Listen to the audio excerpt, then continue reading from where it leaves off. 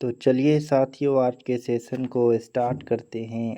आज के इस वीडियो में भूगोल के 20 महत्वपूर्ण वस्तुनिष्ठ प्रश्न को लिए हैं, जो एग्ज़ाम के लिए बहुत ही महत्वपूर्ण है साथियों, है ना। देखिए और समझिए, ठीक है। वीडियो अच्छे लगे तो एक लाइक ज़रूर करें और शेयर भी करें, है ना। तो चलिए पहले प्रश्न को देखते हैं।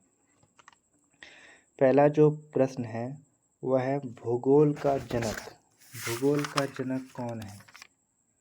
तो भूगोल का जनक कौन है? ऑप्शन ए है Strabo, option B Eratosthenes, option C Hecataeus, option D इनमें से कोई नहीं। तो भूगोल का जनक कौन है? तो भूगोल का जनक हो जाएगा हिकेटियस, है ना साथियों। ऑप्शन सी हो जाएगा इसका राइट आंसर, ठीक है। अगर ये पूछे भूगोल शब्द का प्रयोग, है ना, भूगोल शब्द का प्रयोग सबसे पहले किसने किया था? तो किया था इसका प्रयोग इरेटोस्थेनीज, है ना, एरिस्टोस्थेनीज ने किया था भूगोल शब्द का सबसे पहले प्रयोग, ठीक है। चलिएगा दोस्तों, प्रश्न संख्या 2 को देखिए।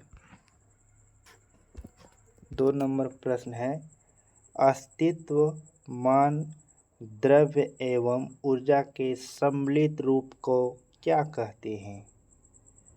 अस्तित्वमान द्रव्य एवं ऊर्जा के सम्मिलित रूप को क्या कहते हैं? ऑप्शन है पृथ्वी, ऑप्शन बी ध्रुव, ऑप्शन सी ब्रह्मांड, ऑप्शन डी वस्तु। तो इसको क्या कहते हैं? ब्रह्मांड कहते हैं दोस्तों, है ना। क्या कहते हैं? ब्रह्मांड कहते हैं। अस्तित्वमान द्रव्य एवं ऊर्जा के सम्मिलित रूप को क्या कहते हैं? ब्रह्मांड कहते हैं, ठीक है। राइट आंसर हो जाएगा ऑप्शन सी। अगले प्रश्न को देखते हैं। प्रश्न संख्या 3, सौर मंडल का प्रधान कौन है? सौर मंडल का प्रधान कौन है? ऑप्शन ए है पृथ्वी, ऑप्शन बी सूर्य, ऑप्शन सी वरुण, ऑप्शन डी अरुण। तो सौर मंडल का प्रधान कौन हो जाएगा? सूर्य हो जाएगा, है ना साथियों। Right answer option B. प्रश्न संख्या 4 को देखते हैं हम लोग, है ना। 4 जो प्रश्न है वह है सूर्य के केंद्रीय भाग को क्या कहते हैं? सूर्य के केंद्रीय भाग को क्या कहते हैं? ऑप्शन ए है क्राउड, ऑप्शन बी कोरोन, option C corona, option D प्रक्षमंडल। तो राइट आंसर हो जाएगा ऑप्शन ए, क्राउड कहते हैं, है ना। क्या कहते हैं? सूर्य के केंद्रीय भाग को क्राउड कहते हैं साथियों, ठीक है। चलिए अगले प्रश्न संख्या 5 को देखें। सूर्य ग्रहण के समय सूर्य के दिखाई देने वाले भाग को क्या कहते हैं? प्रकाशिक केंद्र, ऑप्शन बी सूर्यकृत, ऑप्शन सी वर्णमंडल, ऑप्शन डी प्रकाश मंडल। तो इसका राइट आंसर हो जाएगा सूर्यकृत हो जाएगा, है ना। सूर्य ग्रहण के समय सूर्य के दिखाई देने वाले भाग को क्या कहते हैं? सूर्यकृत कहते हैं, ठीक है। यह सूर्य का क्या है? बाह्यतम परत है, ठीक है। सूर्यकृत क्या है? सूर्य का बाह्यतम परत है, ठीक है। चलिएगा अगले प्रश्न संख्या 6 पे आते हैं। हमारी पृथ्वी की अपनी एक मंदाकिनी है जिसे कहते हैं? हमारी पृथ्वी की एक मंदाकिनी है जिसे कहते हैं? क्या कहते हैं साथियों?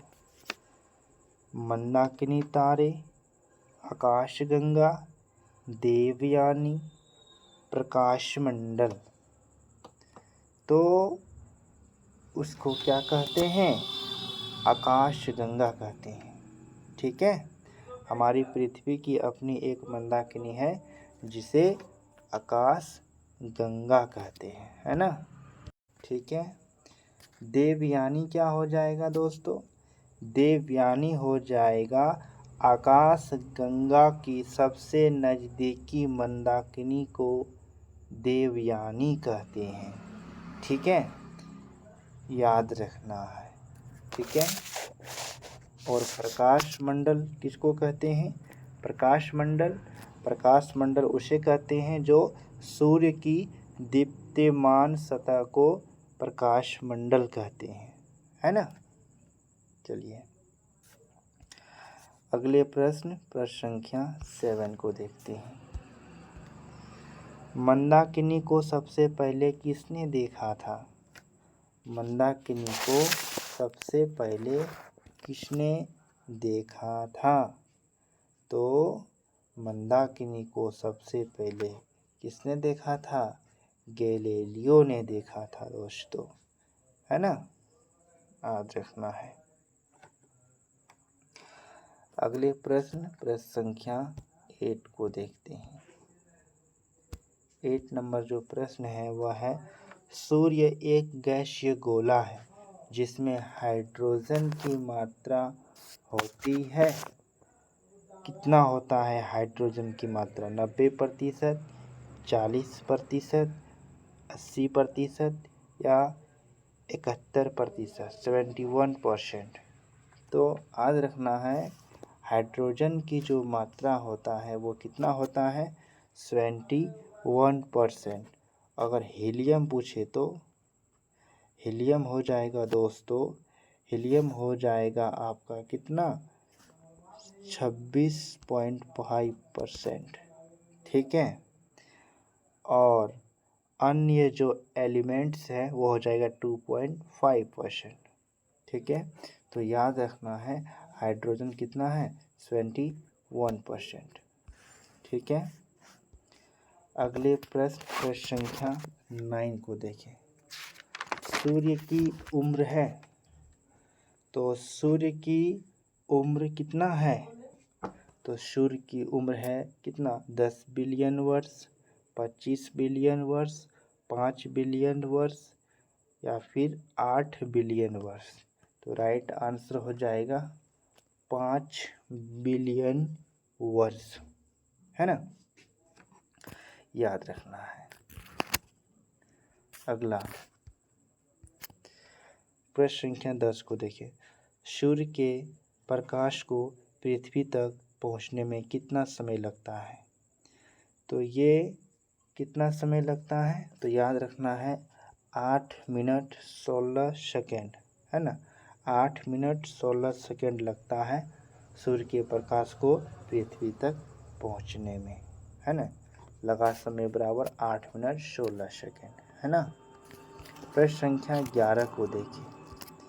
11 नंबर जो प्रश्न है वह है, सूर्य का व्यास पृथ्वी के व्यास का लगभग कितना गुना है? सूर्य का व्यास पृथ्वी के व्यास का लगभग कितना गुना है? 112 गुना है, 125 गुना है, 130 गुना है या फिर 110 गुना है। तो इसका राइट आंसर हो जाएगा 110 गुना, है ना। कितना गुना है? 110 गुना है। ठीक है। अगर आपसे ये पूछे कि सूर्य का व्यास कितना है, तो सूर्य का व्यास जो हो जाएगा वो हो जाएगा 13 लाख, है ना, 13,92,000। ठीक है, ये सूर्य का व्यास है। लेकिन क्वेश्चन पूछा है सूर्य का व्यास पृथ्वी का व्यास लगभग कितना गुना है? तो 110 गुना है। ठीक है। चलिए अगले प्रश्न संख्या 12 को देखें। सूर्य हमारी पृथ्वी से कितना गुना बड़ा है? सूर्य हमारी पृथ्वी से कितना गुना बड़ा है? तो सूर्य हमारी पृथ्वी से कितना गुना बड़ा है? तो इसका राइट आंसर हो जाएगा 13 लाख गुना बड़ा है ना। अनुमान लगा सकते हैं, यानी पृथ्वी से सूर्य कितना बड़ा है? 13 लाख गुना बड़ा है दोस्तों। ठीक है। चलिए अगले प्रश्न को देखें, प्रश्न संख्या 13 को। सूर्य के सबसे निकट का ग्रह, सूर्य के सबसे निकट का ग्रह कौन सा है? अरुण, वरुण, बृहस्पति या बुध? तो सबसे निकट का ग्रह कौन सा हो जाएगा? बुध हो जाएगा। अगर ये पूछे सबसे दूर स्थित ग्रह, तो सबसे दूर क्या होगा? तो हो जाएगा वरुण, है ना। सबसे दूर स्थित ग्रह क्या हो जाएगा? वरुण। और सबसे नजदीक क्या हो जाएगा? बुध। प्रश्न संख्या 14 को देखें। सूर्य के सबसे दूर स्थित ग्रह कौन सी है? तो सबसे दूर स्थित जो ग्रह है वो कौन सा है? वरुण है। ठीक है। अगले प्रश्न, प्रश्न संख्या 15 को देखें। 15 नंबर प्रश्न में कहता है, सबसे अधिकतम द्रव्यमान वाला ग्रह कौन सी है? सबसे अधिकतम द्रव्यमान, है ना। शुक्र, शनि, बृहस्पति या पृथ्वी? तो सबसे जो अधिकतम जो द्रव्यमान वाला जो ग्रह है वो कौन सा हो जाएगा? बृहस्पति। और सबसे कम पूछेगा तो क्या हो जाएगा? सबसे कम हो जाएगा बुध, है ना। याद रखना है, बुध हो जाएगा सबसे कम और सबसे अधिक बृहस्पति। ठीक है। चलिए प्रश्न जो संख्या 16 है उसको देखें। 16 नंबर प्रश्न कहता है, किस ग्रह की घूर्णन दिशा पूर्व से पश्चिम है? ठीक है। तो क्या पूछा है? पूर्व से पश्चिम, है ना। कौन सा है? यानी क्लॉकवाइज पूछा है। तो ये हो जाएगा, इसका राइट आंसर हो जाएगा दोस्तों शुक्र और अरुण, है ना। शुक्र और अरुण की जो घूर्णन दिशा है वो है पूर्व से पश्चिम, है ना। क्लॉकवाइज है ये दोस्तों। ठीक है। और 17 नंबर जो प्रश्न है वो पूछा है, शुक्र एवं अरुण के अलावा सभी ग्रहों की घूर्णन दिशा, यानी ये दो ग्रह को छोड़ दिया जाए तो इसके अलावा जो अन्य ग्रह है उसकी जो घूर्णन दिशा है वो क्या हो जाएगा? तो याद रखना है, उसकी जो घूर्णन दिशा हो जाएगा वो पश्चिम से पूर्व हो जाएगा, है ना। पश्चिम से पूर्व यानी एंटी क्लॉकवाइज हो जाएगा। ये क्या हो जाएगा? एंटी क्लॉकवाइज, है ना। प्रश्न संख्या जो 18 है उसको देखें। सबसे चमकीला ग्रह, सबसे चमकीला ग्रह कौन सा है? तो सबसे चमकीला जो ग्रह है वो कौन सा है? पृथ्वी, मंगल, शनि, शुक्र? तो सबसे चमकीला जो ग्रह है वो है शुक्र। ठीक है। शुक्र ग्रह के बारे में बता दें, यह पृथ्वी का निकटतम, है ना, सबसे गर्म ग्रह है ना। इसे सांझ का तारा या भोर का तारा भी कहा जाता है ना। इसे पृथ्वी का भगनी ग्रह भी कहा जाता है दोस्तों। पृथ्वी का भगनी ग्रह, है ना। पृथ्वी का भगनी ग्रह किसे कहा जाता है? तो शुक्र को कहा जाता है। ठीक है, याद रखना है। 19 नंबर जो प्रश्न है वो बहुत ही अच्छा है। किस ग्रह को सांझ का तारा या भोर का तारा कहा जाता है? तो अभी जस्ट बताएं वो कौन सा ग्रह है? शुक्र है ना। कौन सा ग्रह है साथियों? शुक्र है। ठीक है। अगला, सौर मंडल का सबसे बड़ा ग्रह, है ना। सौर मंडल का सबसे बड़ा ग्रह कौन सा है? तो वो कौन सा है? बृहस्पति है ना। जुपिटर, है ना। याद रखना है साथियों, सौर मंडल का सबसे बड़ा जो ग्रह है वो कौन सा है? बृहस्पति है। ठीक है। तो इसी के साथ सेशन समाप्त होता है। अगर वीडियो अच्छे लगे हैं तो एक लाइक करें दोस्तों, है ना। Thanks for watching. जय हिंद। मिलते हैं अगले वीडियो में।